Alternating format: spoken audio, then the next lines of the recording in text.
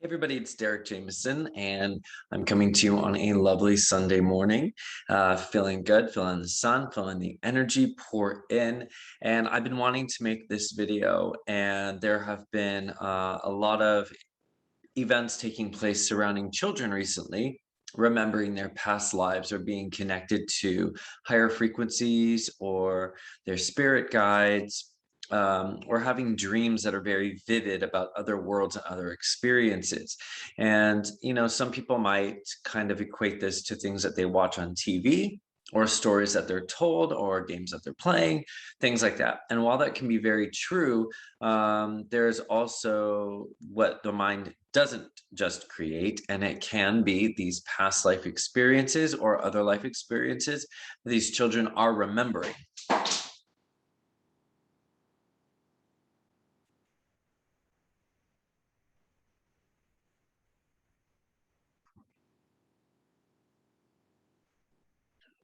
That happens a lot. So, back to what I was saying. They are remembering a lot of their history. Now, some of that can be from a linear timeline, but some of that can be galactic in nature as well. So I'll just go straight off of the first things that I think of, where I have personal friends whose children are remembering specific lifetimes that they lived, where in this particular linear sense. So they will remember a time that they were involved in a fire and they died in a fire, and they have an emotional reaction to it. And what needs to be brought forward here is that when kids are remembering this type of information, the parents don't really know what to do. And I wanted to make this video because I wanted to remind the parents that the only thing that they really need to do is listen to their kids and start being open to the information that does come forward for them. Because for a child remembering these things, it can either be normal for them, it can be traumatizing for them. Their soul is just so connected to the past lifetime experiences that they've had that they're pulling it into this one. So as a parent, it's very important that parents are listening to their children and not thinking that they're crazy, but being really open to whatever they're saying and then working with it from there. And I think deep down, many parents that are hearing this really don't think that their kids are crazy. I think that they are fearful that the outside world is going to seem like they're crazy if they talk about it or it becomes known, right? Most of the things that are worried about are how society is going to think or what people are going to worry about in that sense. And so, um, when we can strip away that kind of sense of judgment from the outside world, then parents can sit there and be fully present with their kid and talk to them and gain the information that's needed for them to figure out what's going on. I've had a lot of different parents come to me with their children having these memories of their past lifetime experience, or even just connecting with interdimensional beings or other guides or unseen friends. We can liken this from when we were really young and we had imaginary friends. Well, they weren't really imaginary if we were actually seeing them. And people can say that it was just an explanation for something that cannot be understood because the consciousness level was not connected as much on a mass scale to understanding the spirit world, right? It seemed like something that was very esoteric, just something that was reserved for just some people. And it also created a lot of fear. So if some child is having an imaginary friend, who knows what that imaginary friend is, and then we react in fear and maybe neglect it or reject the fact that they're having the experience, right, out of fear. But it's out of our own fear rather than the actual child being in fear of it. So I see kids all the time kind of like talking to something that's not necessarily what we could see physically there. But now what I know is that, if there's ancestors, there's angels, there's spirit guides, there's interdimensional beings, there's all kinds of energies that are connecting with children. And just some of them are holding on to that, and then some of them forget it. But what's happening now is that we have raised the vibration to a specific frequency with all the healing work, all the understanding that we've been going through, all this beautiful experience that we've been having as we ascend and we move in from the third density experience to the fourth density experience. We are embodying more light. And so with the embodiment of more light, the kids that are coming in are actually embodying a higher level frequency of light, because you, as the parent, if you're a parent, you might not be a parent, this is just understanding, but if you as the parent are awakened to a certain level, well, you're already holding much more light. And so you're embodying this case, this beautiful like space foundation that the child can come through with their higher frequency of light. That's also why there have been a lot of miscarriages for a lot of people around my age or in my life. And that happens because, well, right now it's been happening because the child has so much energy, and the energy body that needs to come through the mother might not be fully ready. So the mother's body gets primed or prepared energetically to hold the frequency of light that the child is going to come in with. Does that make sense? So I've had a friend that had multiple miscarriages, and I was like, I know that like there's a higher reason for this and what's going on. And I know my physical body has been primed to hold more light. And that's why I receive the different transmissions that I get in my physical body, where they're upgrading me and the vibrations. I've talked about it before. But with the mother, it has to happen the same way. They have to get their body prepared. Although, when you're not consciously welcoming that stuff, it has to be done in different ways. It's going to find its way the way it needs to. But the body will be prepared to receive higher light. So, as those kids are coming in with the higher light, you're noticing the children today who are much more tapped into their intuition. They're much more tapped into their deeper inner knowing.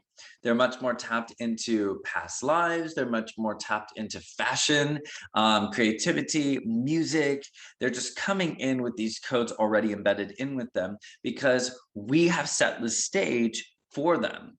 We have created this space that allows them to fully ground that energy here. So it's really a testament to you. So if you're a parent and you have a sensitive child who is experiencing these things, and these past lives and things like that, it's really a testament to you. It's a testament to your own healing. It's a testament to you treating your life right. It's a testament to you wanting more for yourself, stepping deeper into love, to eating healthier foods, to treating your body like a temple. It's really a testament to you.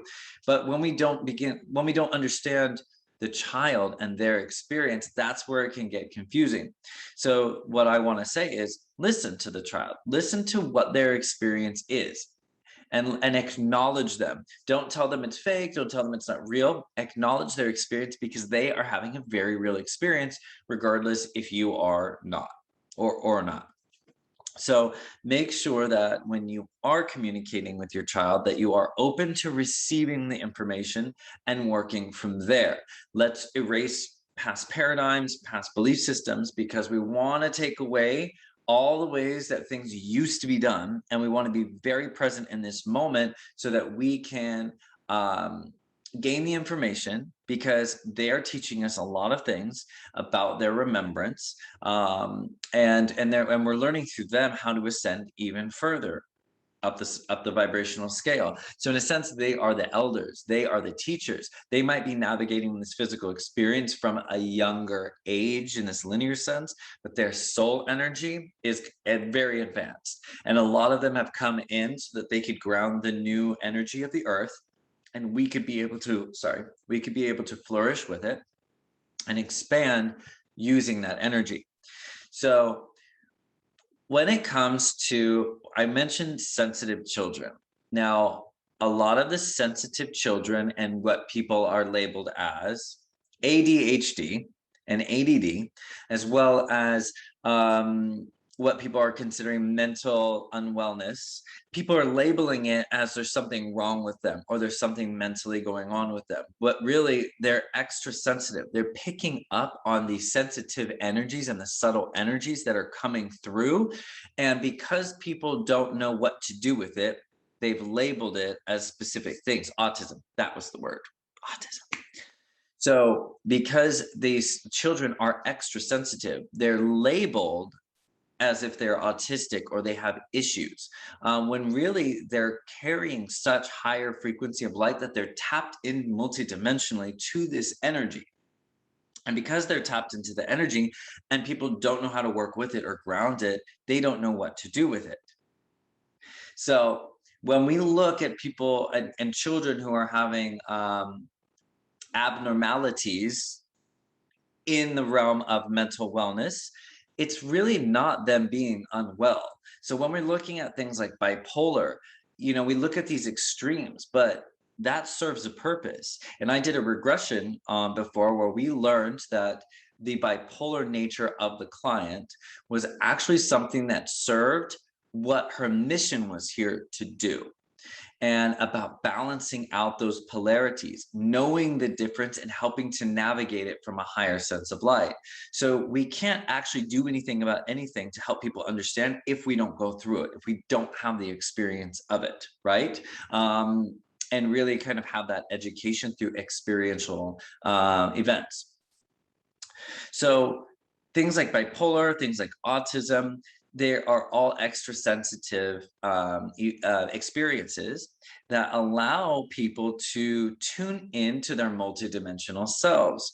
Sometimes without the understanding of that, that can get very misconstrued and misunderstood. But what I've seen is that the autistic children are so creative, and that they are actually seeing their guides. They're actually having visitations that they can remember, and it's so normal to them because their field is more open. Their field of energy is more susceptible to receiving information into their auric field from outside subtle energies. And this is a very beautiful thing because that extra sensitivity is actually going to change and transform the energy that we have here on the planet taking place now, which many people look at as a negative experience. Yes, it can be sad, and it can be a negatively appearing experience that's taking place on the planet. But what I want you to remember is that when negative things are happening, it's actually a mirror reflection of alchemy taking place and things transforming into something new. But if we keep focusing on the negative aspect of it, we're not going to see that it's actually a positive alchemy. We're going to keep focusing on the negative aspect of it and keep in that timeline of negativity. But if we can look at a negative experience as something that's alchemizing or changing, we're going to be able to use it as creative power. So when it comes to children being extra sensitive, having a negative experience, it's actually teaching us and them about their power. It's actually teaching us also about the alchemy that's taking place, because we are now tuning into those subtle bodies. When we learn how to ground that energy and how to be responsible for it and how to master it, then our lives can change. But that's where we come back to the children and the parents. It's time for parents to embrace their sensitive children who are remembering past lives and multidimensional powers. And we listen to them and we try to work with them and love with them and love them through the experience.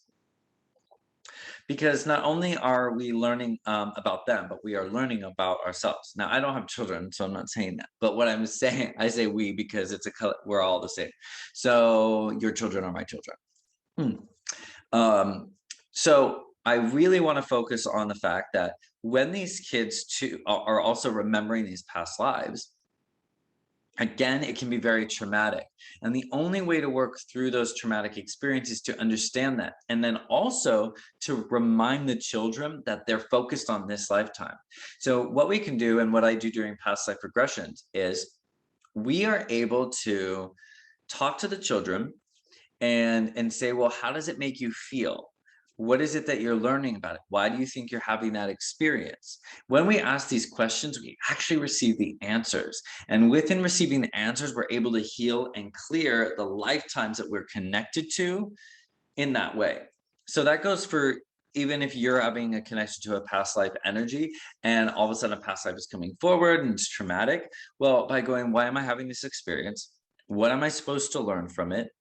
And then understanding that, because the understanding of why you're having the experience or having that vision or connection is the teaching.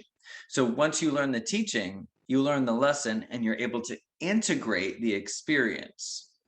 You can send it into the light and transmute it if it's really dark, but you can also integrate it into your being as your own personal power, which is what I typically choose to do. I want to integrate things as my personal power so I can work with them as tools. So when it comes to a child, and if you're having an experience with a specific child that's remembering a past life because they're connected to that higher light, because they're more sensitive, you are able to go, what are you learning about that experience? Why are you having that experience? What is it teaching you? How does it make you feel? But the most important thing also to have them remember is that they're living this particular lifetime now, and that we are focused on this particular lifetime, and this is our most important lifetime. So if I was talking to a child, I would say, wow, that's amazing that you can remember that your past lives. It's amazing that you can connect with those energies. But what I want you to remember is that this lifetime that we're living in right now is the most important one. It's so important because it's the one we're focused on. It's the one we're actually awake in and living right now. So it's cool to get information from those lifetimes and to use that information for this lifetime because it's teaching us something about this lifetime, law of attraction. But we don't want to focus on it. We don't want to attach to it. So let's detach from that lifetime and say, I'm living in this lifetime now. I'm living in this lifetime now. I learned about this information in this lifetime, but I am focused upon this one now. So working with the child to disengage from that particular lifetime and understand the lesson and the purpose within it is going to help the child disengage from it so that they can live in this one and not have this bleed over of energy. The only reason that's happening is because kids are extra sensitive today coming in, and they don't know how to be responsible for the energy yet, but you can teach them. So let's help to bridge that energy over. Let's help to connect the two worlds together. Let's listen to the children. Let's embrace their experiences, and let's learn about what they're experiencing, because if they're telling you something and they're having an experience, they're teaching you about something that you also need to learn. So it's important that you go inward and you go, what am I learning from this experience for me? So you can see that it's very important for all parties involved that we embrace this experience of children remembering their past lives, remembering their multidimensionality. And again, that can look very different. They could see it as a linear experience. They could see themselves in the 1920s. They could see themselves in their 50s. They could see themselves in the 70s or the 80s, right? They could see themselves in the 90s. They could see themselves in a galactic sense on another planet as an alien. They could see themselves as a frog. They could see themselves as a tree. It is really infinite, the possibility. So what I want you to do is pay attention to that. Be open to that. Embrace that, because there's something for you to learn in it as well. But this is why those kids are tuned into their past lives, and you're going to see more and more of it. So those of you who are doing the light work and are helping children through this transition, or doing past life work with other people like me, or doing healing work in the spiritual development realms or mental wellness, remember that the only way that we can create change and the only way that we are able to help anyone is by validating their experience. The moment that you say you're making that up or that's not real is the moment that they disconnect from you, and you will not get any information or grow with them. They will not be able to trust you. So the only way that they're going to trust you is if you validate their experience, because guess what? Their experience is valid. They are really having that particular experience, regardless if you are or not. So the only way we can work with them is by listening, by being open, without judgment, and just observation. And that's how we're going to ground the new energy into this planet. And that's how these children who are remembering their past lives are going to fulfill the purpose of them even remembering that, because there is a reason they're remembering that. And we get to support that and create the pathways for them to express it. Thank you so much for this beautiful morning transmission. I hope that this discussion today gave you a little bit more insight on remembering past lives for children and how we can help them and support them. All right. This is Derek Jameson, and I will see you later. Bye.